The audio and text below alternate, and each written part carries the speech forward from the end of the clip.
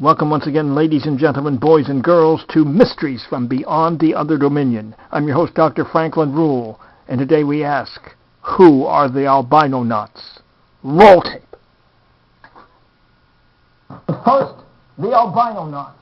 Now, in the majority of cases of humans making contact with ETs, they report encountering little grays, that is, short entities with gray skin and bulging eyes.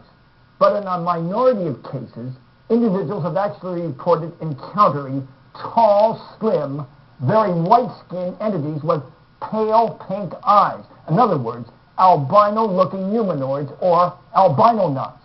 Now, one representative case of that type of encounter comes from Tuesday night, December 14th, 1976.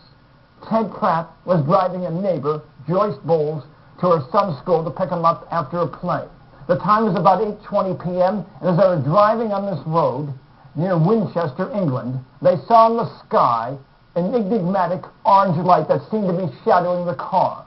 Then it hovered overhead, and as in so many similar cases, the car engine abruptly stalled. Now, they watched as this object descended and landed. They had a better view of it. It was about 20 feet long, a cigar-shaped or prolite spheroidal UFO with lighted windows. Inside those windows, they could see three humanoid entities moving about. Then the door of the craft slowly opened, and out stepped a tall humanoid being in a shimmering silver spacesuit with a high collar.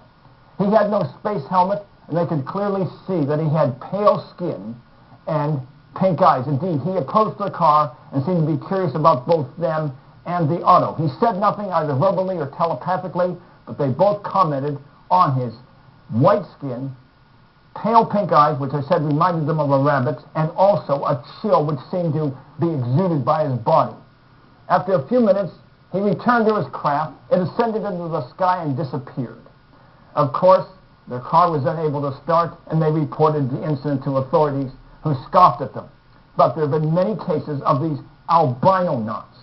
Now, the idea is that they may come from a planet far from its sun, where it's very cold and sunless, such as Pluto in our solar system, or perhaps a comparable body in another planetary family. And indeed, these entities may even exude a chill because of their origin. Now, we're going to see one cinematic delineation of an albinonaut, but with very different eyes. He doesn't have pink eyes. You'll notice his eyes right away in this scene from the 1953 sci-fi thriller Killers from Space, starring Peter Graves and John Merrick. Roll tape. It occupies the fourth position in relation to this, our sun. Yes, go on. During the 23rd time rotation, our sun began to die. So, during the succeeding generations, as our planet began to cool, vegetation began to disappear. Our eyes developed to this state to combat the ever-growing darkness. We were forced to migrate. You left your planet? Where? We invaded these neighboring planets. They were nearer to our sun.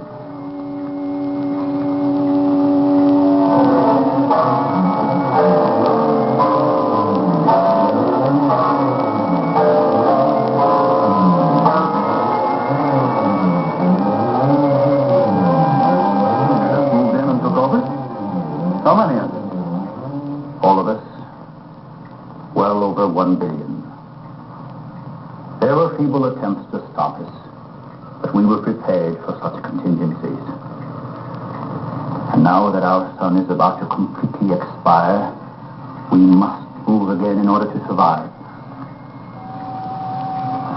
It is the only planet in this solar system capable of supporting our civilization. You're fantastic. Over 1 billion of you trying to come here to Earth.